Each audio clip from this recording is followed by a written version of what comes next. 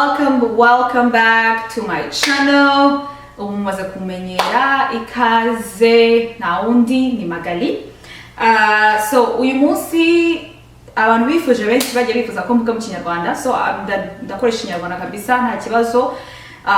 Nshobora kushamo n'icyongereza ariko mainly abantu ndavuga Ikinyarwanda gusa. Kuko ndashaka gutanga ubuhamya bwanjye, abantu benshi bagiye bansaba kuvuga icyatumye nza muri Yesu, salvation story yanjye byahereye he, se niki cyabiteye. So ndi hano kabisa ko bibabwira byose, ariko mbere y'uko mvuga ntangira testimony yanjye, my journey, reka mpere muri ijambo ry'Imana mu Imigani 14 verset 12. Haravuga ngo haba ubwo umuntu ashima imigenzereze ye, nyamara amaherezo imujyana mu rupfu. So hanyuma reka mbisome mwe mu Cyongereza nabyo. Ni Proverbs chapter 14 verse 12. Haravuga ngo there is a way that appears to be right, but in the end it leads to death. Impamvu nabanjije ku ijambo ry'Imana nuko ijambo ry'Imana nta kindi kiriruta, nta kindi kibanza, nta buhamya bwanjye buruta ijambo ry'Imana niryo tangiro, niryo center, niyo centre y'ibintu byose. So impamvu mvugira ijambo cyane no kubera ubuhamya bwanjye cyo kubaha ngewe mu migenzereze yanjye. Iri jambo rirambwira cyane kuko ngewe uburyo nakoraga ibintu cyangwa se uburyo nkora, uburyo nari mbayeho mbere ya Yesu, ngewe nari nzi ko kabisa nari mu murongo mwiza, nari nzi ko ndi gukora ibintu byiza, nari nzi ko ibintu nifuza kugeraho cyangwa se nifuzaga gukora ari ibintu kabisa byiza, nari nzi ko ari gahunda nziza. Ariko nukuri nari impumye amaso, ntabwo nabonaga zari inzira kabisa umwanzi yakoreshaga kenshi, kuko yari yatangiye gukora cyane mu buzima bwanjye kugira ngo adohe, yangirize ubuzima bwanjye, kuko nta kindi umwanzi aza gukora mu buzima usibye kwiba, kwica no kurindura. Ariko Yesu yaje kugira ngo aduhe ubuzima kandi tubeho neza. So rero ubuhamya bwanjye, my salvation story, navuga nihuse ntabigize ibintu birebire cyane. So natangiye, ngira ngo byatangiye neza muri 2019, ariko navuga muri 2018 nibwo Imana yatangiye gushaka attention yanjye. Kuko ndi umuntu ukunda kurota, ariko akenshi inzozi zanjye sinazitagaho. Akenshi ibintu byo kurota navuga dabura naryamye naniwe cyangwa se nibyo narebye. Ariko 2017 natangiye kujya ndota ibintu bitandukanye. 2019 biriyongera, 2018 bitangira kuba different, kajya ndota ibintu ariko mu babiri nkavuga ibintu bifite icyo bisobanuye. Ariko ntabwo nari nkuze spiritually, ntabwo nari nzi n'imisengere yanjye kabisa, sinabambabeshya kabisa. Ntabwo nasengaga, ntabwo najyaga kuri church, kuko nakuriye mu Bakatolika, ariko sinajyanaga no muri church. Najyaga ku rusengero nka rimwe sinzi. Vraiment gusenga kwanjye harimo igihe, je crois muri 2018 umwaka kabisa, nashobora ko nagiye nko muri gusenga like 3 times. Ariko ndashima yuko 2018 irangira, kuri New Year's nagiye kuri church, which is something I'm very grateful for, kuko ngira ngo hari cyabaye kabisa muri icyo gihe. So rero ikintu cyanzanye kuri Kristo, iyi testimony is so supernatural. It's such a supernatural experience. Ndabaje no kugira kabisa kuba so nabanje kuba so uncomfortable kugira ngo bisharing, ariko maze kubwira abatante banjye, abantu bagira inama, baravuga ati this is actually a very powerful testimony, uzabisharing n'abandi, abantu bagomba kubimenya. Kuko nanjye ni ibintu byabanje kunshanga, ntabwo I was like okay, ni ibiki bibaye. Ariko ni mpamvu ngewe nifuje no kubivuga mu Kinyarwanda kugira ngo ndashaka umuntu wese aho ngaho like abantu abanyarwanda urubyiruko urungano rwanjye abo tungana abo nduta abakuru mumenye ko ewan God is real, God is so real. Imana it since so nihuse rero reka ndeke kuvuga amagambo menshi. 2019 le 25 janvier. So murabizi mu buhamya bwanjye natanze mbere, murabizi ko na sharinze story yanjye, you know, na sharinze how I used to smoke weed. I used to smoke marijuana. And so muri icyo gihe rero ntabwo nari nkibishaka kuko ntabwo na smokingaga kuko nabishakaga. Na smokingaga kubera ikigare, abantu nabaga ndi ruhande nabo, ntabwo byari ibintu numvaga nshaka.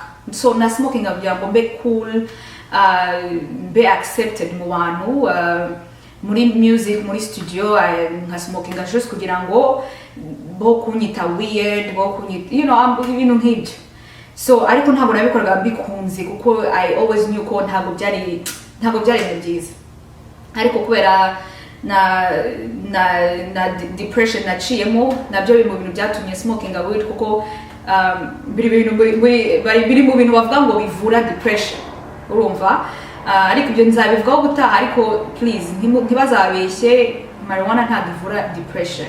Ikikora iguha temporary relief, ariko ya depression yagaruka none ikagaruka ari mbi cyane. So ariko rero kugira ngo mbahe iyo testimony yanjye ibyo n'ibyo gutaha. So urumva rero nari ntangiye kubivamo, ndibuka mbwira umushiti wanjye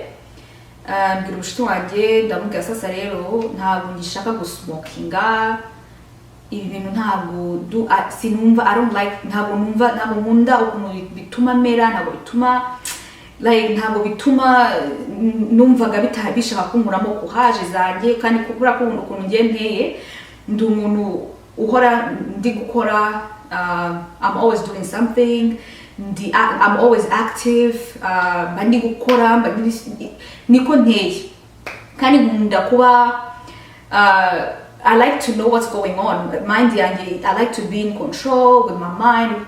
Nkunda mbese kugenzura ibintu byose bikuba.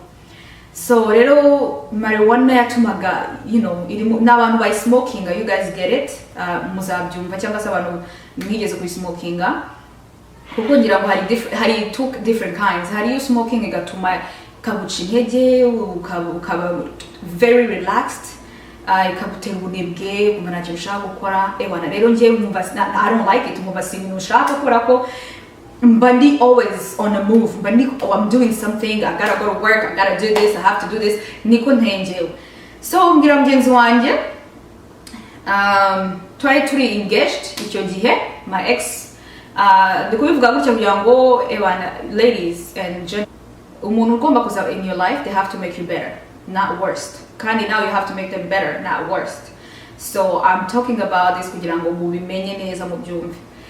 So ndavuga mu mico y'abanyamerika ni ibintu byabo, barasmokinga, ni ibintu bisanzwe muri culture yabo.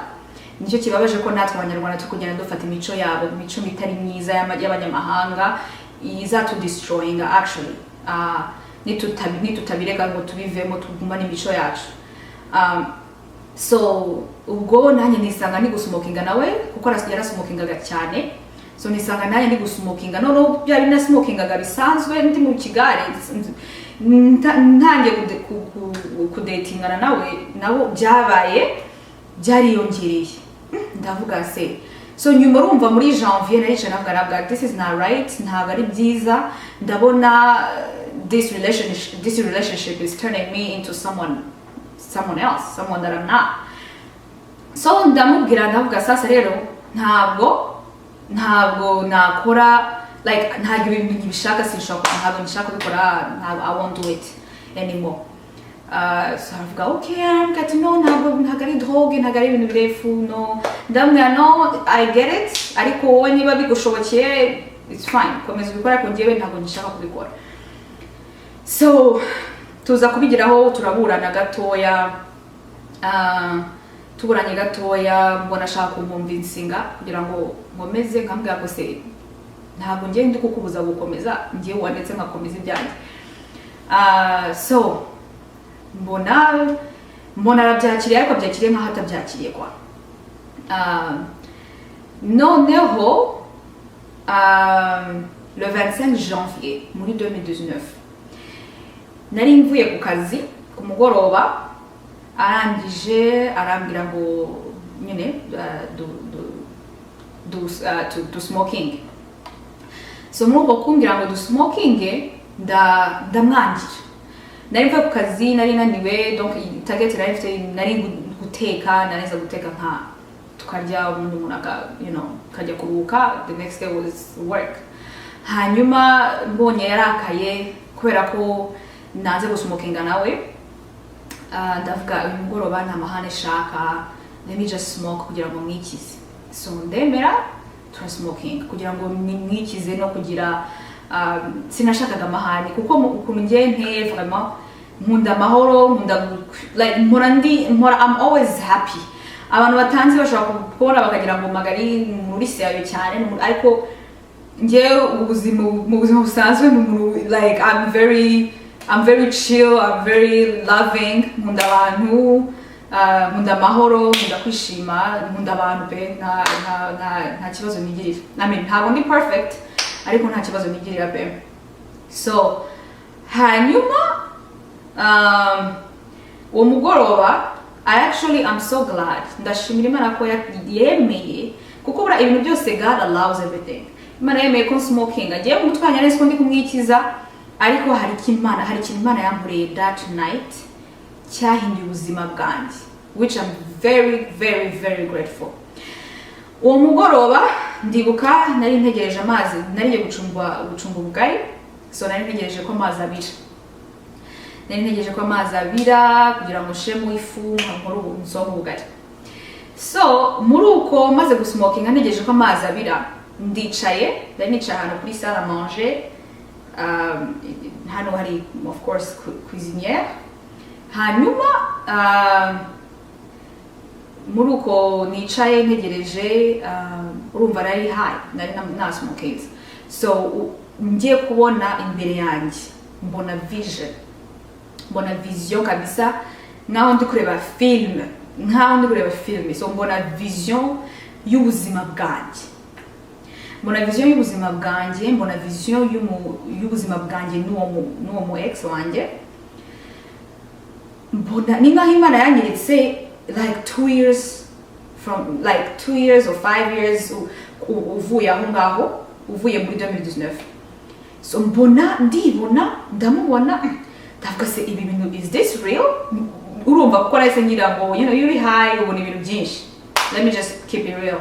You're high utekereza ibintu byinshi, umva ibintu byinshi.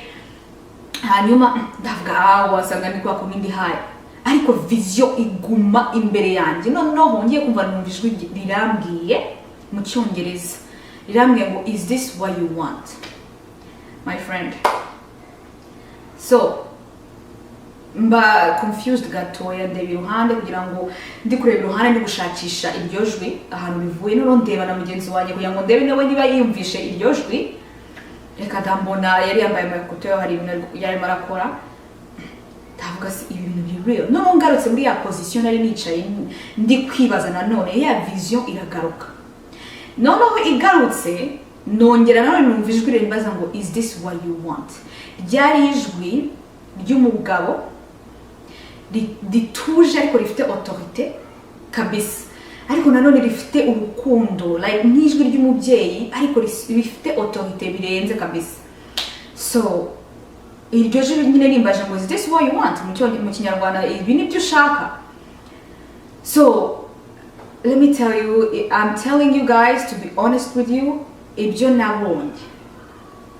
nabonye uko myself, ukuntu nari imeze ubuzima, ukuntu nari imeze nabibonye, ndavuga it was not good guys, it was not good. Ntabwo ari Magaly kabisa, it was not good. Ndavuga ku kanya no, mvuze no, I mean Imana ni nziza cyane. Mvuze no ako kanya weed yose ihita ishiramo, I mean ya marijuana yose nari nasmokinze ako kanya ako kanya I became normal. Ni ibintu nabaye confused about those, like nabaye confused about it for like maybe 4 months, 3-4 months straight. Nanjye I didn't understand what happened. Like gusa icyo nakubwira nuko after that mvuga gutyo, like mvuga no, yo image kagenda mind yanjye kagaruka ikaba normal. Ako kanya nahise mbona ko bitari muri gahunda z'Imana, ko like ntabwo nari muri gahunda z'Imana. Nari ndi muri relationship nanjye mvuga ni oh this is nice, this is good, you know, I'm engaged, we were thinking about getting married, of course, ibintu byinshi. So ndavuga wow, ntabwo ibi bintu biri muri gahunda z'Imana. Ni nkaho amaso yanjye asa nk'umuka. Ndavuga I didn't have, first of all, ntabwo Imana yari birimo, ntabwo nigeze mbaza Imana niba it was, kuko umuntu mugiye muzashakana, umuntu muzabana nk'umugore n'umugabo, ntabwo ari ibintu byo guhubukirwa, ni ibintu ubwo niba ari nk'ibintu byo gusengerwa kabisa bya mbere nibyo, kuko urushako rubi is the first niyo hell ya mbere, I guess it's the first hell, it's your first hell. And urushako rwiza nabyo nta mugisha nkawe. So oh my god, urumva kuva icyo gihe, that was the first time, that was the last day nanyweye inzoga. Ntabwo ndongera kunywa inzoga kuva icyo gihe. Urumva 2019 le 25 janvier ntabwo nongeye, nasanga you know what, ibi bintu biri so deep, like I don't know what just happened, ariko this is so deep. So urumva ndavuga okay, ibi bintu nabaje no kuvuga say maybe nari, you know, nari high cyangwa se, ariko it was so real. And marijuana, iyo umuntu smokinze marijuana ikugumamo, kumugora kugumamo all the way kabisa, all the night, like all night kugera igihe byutse mu gitondo wenda byagushizemo. Ariko ntabwo ari ikintu like you can't smoke weed ngo hiti gushiramo like just like that in 30 minutes, ntabwo bishoboka, kuko I can remember byose byabaye within 30 minutes kabisa. I remember that very well.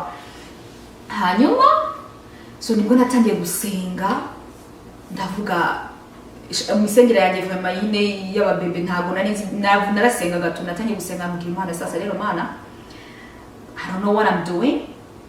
Clearly biragaragara ko ngiyewe nishize mu bintu nzi ko ari byiza, ariko wowe unyeretse ko atari byiza, so please. Kuko nabonye nsa nk'umuntu nabonye Magaly, umuntu wari wangiritse kabisa, umeze nka ibiyobyabwenge byari byangirije nabi, okay?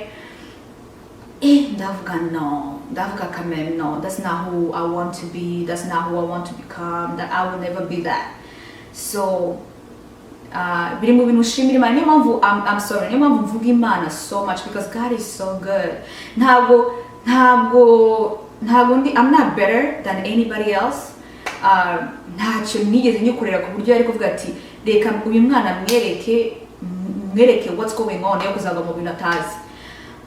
Ni nkaho yamfatiye pretty much kuri barriere, kuko twege muri iyi si tuba tugenda mu ngendo, tuba dukora ibintu, tuba dufite inshuti, dufite utuzi dukora cyangwa se ibyo dukora, twege imbere y'amaso yacu tubona ko ari byiza, twumva ko ari byiza, ariko nyamara amaherezo yayo ari urupfu. Kuko nagendaga muri ibyo bintu nzi ko ari savana kibazo, you know, I'm good n'umutima wanjye. Imana arebaga ati umwana umutima, njyewe I think nagiye nzira cyane ibintu byinshi, nagiye ngwamo cyane mu buzima bwanjye nuko umutima wanjye, kuko nkunda like umutima wanjye njyewe nkunda abantu, ntabwo njya mu bintu byinshi, nta muntu banifuriza inabi, nta muntu banekerezaho ikintu kibi.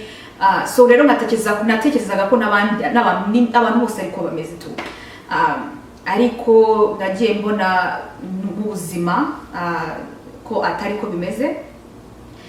Ndashimira Imana pe, ntago ndayishimira ko byonyine yarangiriye ubwo buntu budasanzwe ahantu umuntu adashobora no gutekereza ko Imana yamusanga, you know, smoking marijuana high, na hana imana idasanga umuntu ntahita agera ntawe idakoresha ntawe itavugisha twese aratuvugisha. The most important thing is he wants us to be available, he wants us to be open, and he wants us to be willing to, you know. So kuva icyo gihe rero natangiye gusenga navuga mbana mfasha rero mfasha ndi gukora ibintu byinshi ariko nta nubwo like deja ibyo byonyine kubona ibyo bintu byose binyerekana byose bituma nsha bugufi ariko ndavuga mbana no bigeze ahantu numva ko is everything I'm doing actually aligned with your purpose and your will. So ntangira kwibaza ibyo bibazo mbwira imana yangu sasa rero ndi muri relationship mfasha, what do I do, how do I get out, like what do, you know, mfasha. So imana rero inkorera ibitangaza kuko deja itangira kunyereka none n'imico ntari ntabonaga mbere itari myiza kuri uwo muntu. Ntabwo ndi kuvuga gutyo, ndabinginza abakobwa niba uri muri relation n'umuntu ukubwira nabi, watakinga self esteem yawe, ugusuzuhura, niba uri kumwe n'umuntu uguca inyuma, niba uri kumwe n'umuntu w'umusinzi, this goes to both men and women. Niba uri kudating umuntu utakubaha, niba relationship actually urimo ituma iri kuguhindura to be like someone else, someone who you're not, a worse version of yourself. Niba uri kuba verbally or verbally or physically abused, please get out. Get out. Don't even wait. Get out. Niba uri kwisanga mu bintu you never thought you would do, niba ukiriho nuko imana igukunda. So please get out. So ntangira kubona deja imico, nkabona façon uburyo avuga, uburyo ibintu akora, nta respect. And ntangira kubona another thing, ntabwo yubahaga mama we. Ibyo bintu byose ni ibintu ntabonaga mbere, cyangwa se wenda nabibonaga kubera ko ntafite deja, kubera nari blinded, so blinded. I'm telling you, twibaza ngo turabona ariko ntabwo tubona. Nari so blinded. So ntajya kubona umuntu avuga se umuntu utubaha mama we ngiye bazanyura gute, umuntu udafite relationship udakunda mama we, how is he gonna have you know, respect for me, or how are we gonna love each other? Kandi ngewe ntabwo nakoranye na mama cyangwa iki, ariko I have that thing of respect. I respect mothers, ababyeyi, I mean igitsina gore just in general. Like it's to be, we are to be cherished, we are to be loved and respected. I'm not taking anything away from men. Guys, abagabo mwese namwe, you deserve respect, you deserve all the love. But women are very fragile. Like you gotta treat women with so much love and so much, I mean, like sinzi ukuntu nabivuga. So so ntangira kubibona ibyo byose ndavuga oh my god, this is not right. None nkareba uburyo rimwe nabaga ndiye mu buzima bwanjye mbona n'ubundi ndishimye. I'm always like mfite energy, mba ndi guseka, mba ndi kumva something.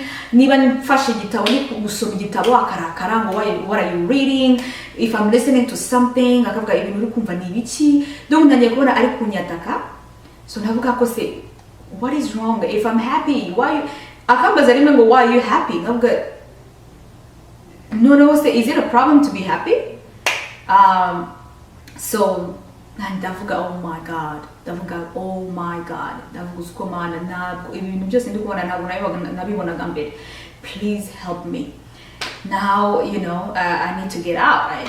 Byari bimaze kuba deja byari bimaze kuba too late, then I'm moving in. And please ladies, don't make the same mistake I made. Okay, I'm sharing my mistakes because, you know, especially like ladies, you guys, you see what's coming up, you see whatever you watch on TVs, ibyo mubona ku matelevizion tugashaka kubisubiramo tukabyigana. Please, ibyo ntabwo biri normal. Tugumane umuco wacu, nta kintu tujye twiga ibintu bizima, ibitari bizima tubireke. Ibi ngibi byo kupfa kukango, we are living with our boyfriends and fiance, mistake, don't do it. First of all, umugabo mwamaje kubana wabaye umugore deja, so there's no respect. They won't even, yes, ushobora ngo muri engaged, ariko how long uzabona engagement izimara nk'imyaka 5. There's nothing, you know. And you're just creating a necessary soul tie, and it's just like deja uri kugendera mu byaha, of course haba harimo so much things involved, fornicating and all that. So ibyo byose ni mistakes, please abakobwa twirinde. Njye ndi kuba I'm sharing my testimony, mbaganiriza kugira ngo please nyamuneka. Kandi ikintu I know ko ntabwo abantu bose bashaka kubyumva, kuko ntabwo nyine since iyo uri mu by'isi uba wumva you got it, uba wumva ko you got it, mbese you're on top of the world, you know. Kandi niko uba wumva uri on top of the world ariko you're going down, you know. In real life you're really going down. So umva nyuma y'ibyo ntangira gusenga, mbwira Imana, navuga sasa rero I don't know how to get myself out of this situation, so please help me. So birangira Imana inkoreye nayo ifungure, ni Imana yabikoze byose, ifungura umuryango, birangira the guy ari ukoze amakosa, kandi amakosa kabisa ntago ari amakosa babarirwa. Ndavuga okay God, this is you. So birangira mvuye muri iyo relationship rero, muruko kuva muri iyo relationship rero abana naciye mu ma warfare, like spiritual warfares, man. Abantu basha ntabwo sinzi ukuntu nabisobanura, intambara y'umwuka. Spiritual warfare is real. Hahandi uburota ibintu bitumvikana, every night you're having dreams about weird things and seeing different kinds of creatures muri dreams zawe. Arabantu, you know, ntimukajye mwirengagiza inzozi. And I remember one time I was going to work, nanjye ku kazi, ntarava no muri parking. I had 2 flat tires at the same time. Kind of, my car was brand new, my car had no issues.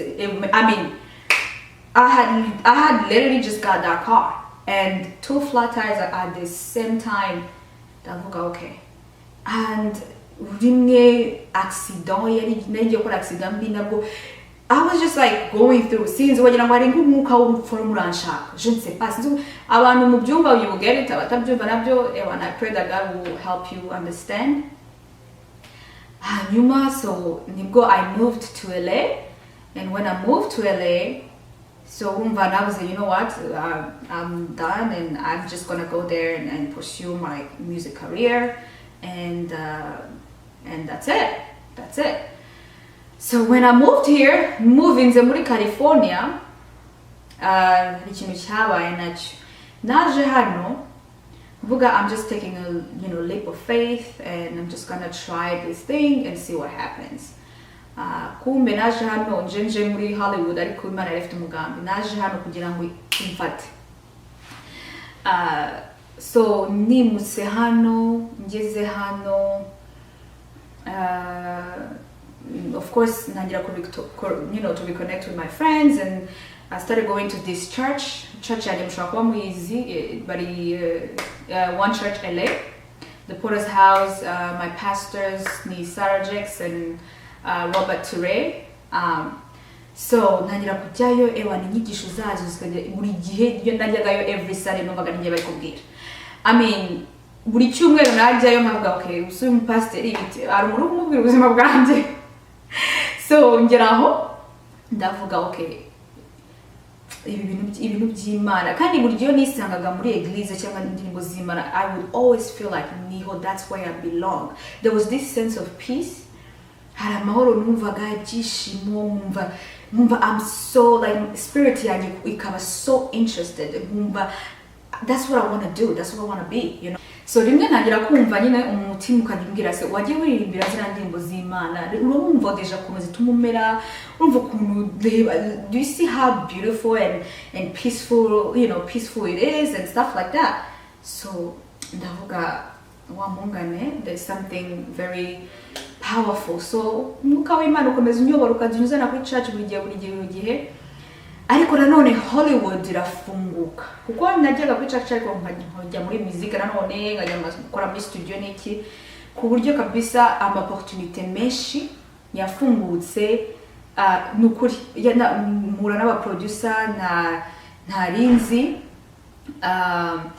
so ndavuga okay I guess nibi nasengeraga I guess this is what it's happening wow finally hanyuma so ariko ngakomeza nkajya gusenga nkumva nabikunze nkumva it's beautiful nkumva it's good nkumva nkunze Imana narone cyane nkumva nkunze Imana aho gusa kuvuga ati ibintu by'Imana bivemo sorry ibintu by'isi bivemo all the way niho Imana nkumva wapi sijya kubabesha nkumva ni ibintu bizaba bigoranye so bigera muri June ndabatizwa kuko numvaga bishaka numvaga ati no what ani mu kubatizwa narabatijwe bwa mbere ariko nabatijwe ndi umwana muto ariko I feel like I know what it is I know I finally numvaga nshaka to renew my relationship with God so ndabatizwa June 29 oh my God one of the best days of my life I mean the best day of my life receiving Christ was literally the best thing that ever happened to me.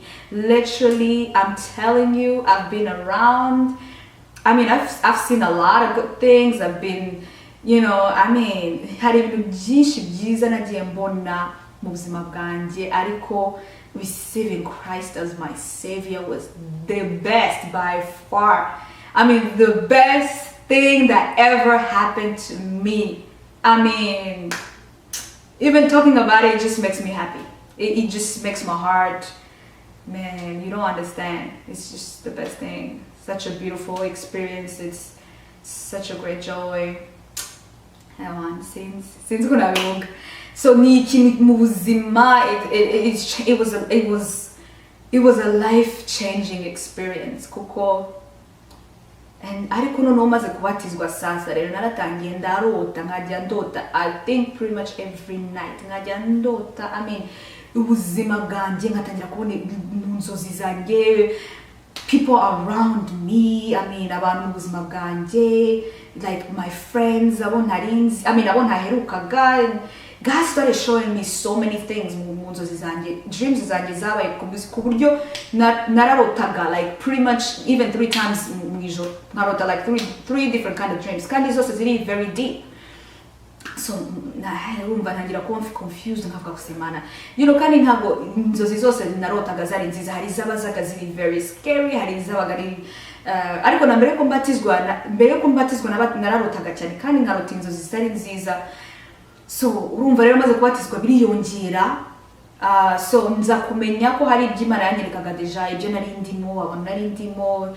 imigozi yari ngose byari ibintu byinshi I'm telling you guys pray about your friends pray about people who are in your life ntago abantu bose bari mu buzima bwawe ariko bafite umwuka w'Imana ariko bafite ariko boherejwe n'Imana hari abantu iyo Satani ashaka kwangiza ubuzima bwawe he sends you people akwereza abantu n'Imana ishaka kugumugisha ikwereza abantu so please pay attention to your dreams inzozi urota ziba zifite icyo zisobanuye hari n'amasengesho usenga ubaza Imana ikintu none Imana ikagusubiza hehe mu ijoro Imana ifite ukuntu kwinshi ivuga ivugira mu nzozi ivugira mu bantu ivugira mu ijambo ryayo ivuga uburyo bwinshi butandukanye cyane pe kandi buri muntu wese ifite uko Imana imuvugisha ntabwo Imana ivugisha abantu bamwe gusa Imana ivugisha buri muntu wese ntabwo ivugisha abahanuzi gusa ntabwo ivugisha aba pastor gusa ntabwo ivugisha aba evangelist no Imana ivugisha buri muntu wese upfa kuyisaba ukaba available ebana nawe urakuvugisha so kandi nta muntu wakwisha Imana nta muntu wisha Imana niba ushaka no kumenya umuntu mu buzima bwawe kimugenza you can ask God ukavuga God I need to know what about this what is this who's this person where did you send them or were they sent by the devil Imana irabikwereka byose kandi nawe ikakwereka who you really are so I know ko hari abantu mushaka kuba mugira dreams mukarota ibintu mukarota muri kurya mukarota muri guswiminga mukarota there's so many kinds of dreams cyangwa kurwana n'ibintu umuntu cyangwa kurwana n'ikintu and then the next day ukabyuka wumva you feel weird wabibwira abantu bakakubwira n'inzozi n'iki ariko wowe mu mutima wawe ukumva nta mahoro ufite kuko wumvaga ko it's real kandi ukumva urananiwe ukumva sinzi ukiyumvamo something so ibi ni ibintu ntabwo ndavuga bino kuko njyewe I'm just myself. I don't care ibyo abantu bavuga cyangwa people think. I really don't. I'm just here and being obedient to God and sharing exactly what God wants me to share, and that's it. So urumva, please guys, pay attention. Iki ni igihe ntabwo ari igihe cyo gukina, ntabwo ari igihe cyo ku just to play games, and no, please, dushaka Imana mu gihe tukibona, mu gihe kiboneka, mu gihe tugifite amahirwe, kuko hari igihe kizagera wifuze no kugira ya n'umunota umwe guspendinga with God, cyangwa wifuze kuyisaba ko wifuza agakiza nako kabure. So please, iki ntabwo ari igihe urubyiruko surtout, please guys, please, mwese muranzi mu bintu by'isi, muranzi kuri Snapchat, muranzi kuri Instagram, muranzi kuri YouTube, I mean muranzi pretty much, muranzi mu nshuti zanjye, mu bantu muranzi kwa. So I'm just being real. I'm just saying, listen, this is not a time to play games. It's the time to really seek God. I know, there's so many things, amafaranga, fame, and all this.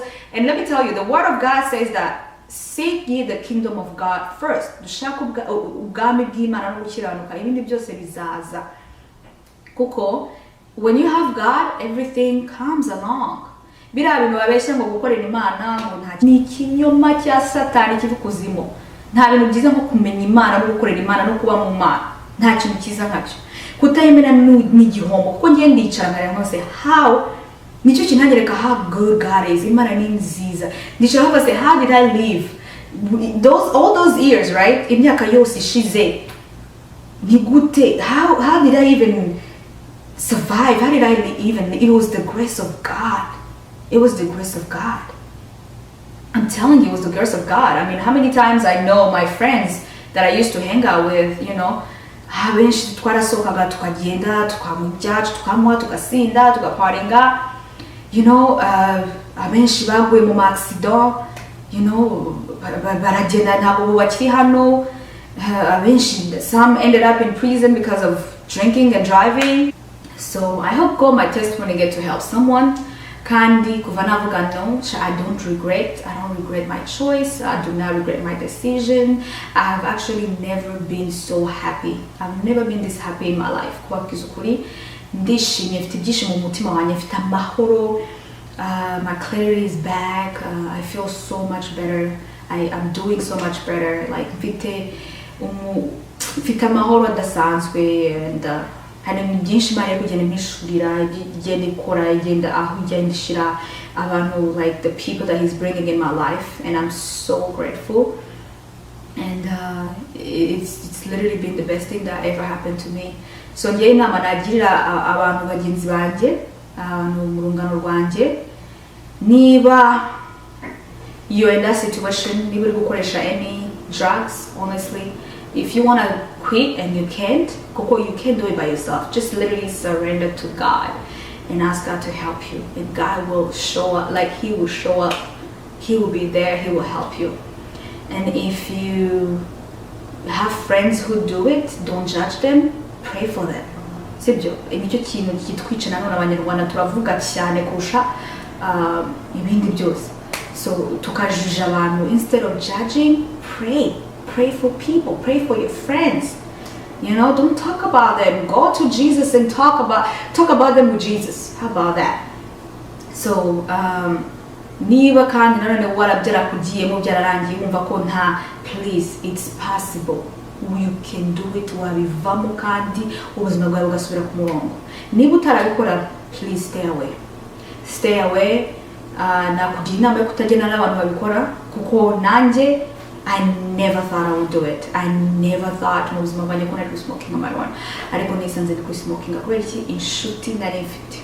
Kuko ijambo ry'Imana nukurira avuga ngo bad company corrupts good morals. Wowe mu mutima wawe aragiye uvuga ati, these are my friends, we're just gonna hang out. There's no way you can hang out with people and not become like them. It's impossible. It's impossible. You're gonna eventually end up utangira gukora nk'ibyaha. So niba ushaka kureka inzoga, niba ushaka kureka ibiyobyabwenge, first change your surroundings. Nicyo kintu cya mbere. There's people you got to let go. No excuse. It is what it is. You have to value yourself. You really have to choose your future. Urebe. There's some family members gotta go. Friends gotta go. Boyfriend gotta go. Girlfriend gotta go.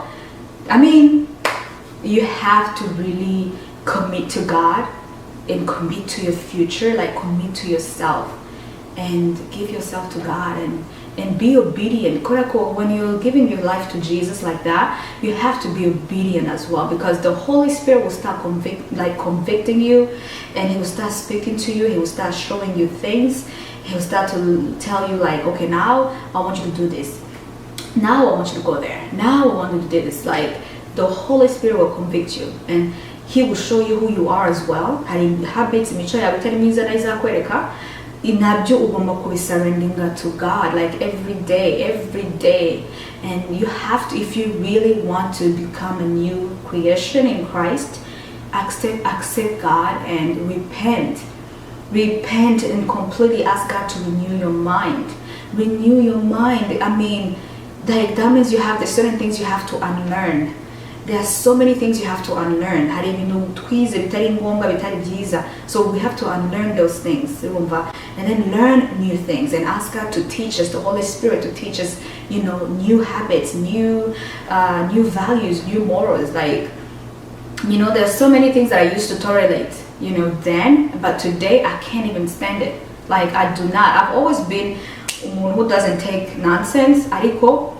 Like, there's certain things I would just tolerate because I was trying to be a people pleaser, and I don't. Your no has to be no, and your yes has to be yes. Period. So, kabisa ndabasengera abakobwa, abahungu, ntimukajye mubona ibintu byose mubona kuri social media and you think it's all good. Let me tell you, half of everything, I mean, not even half, 80% of what you see on social media is not real. And it is not real. It is not real. Now ufate nk'aba role model, seriously, it's not real. A lot of people are living a fake life on IG, on social media, so please, just focus on you, focus on God, and be yourself. Be yourself. Don't try to be like other people. Don't compare yourself, and stick with God.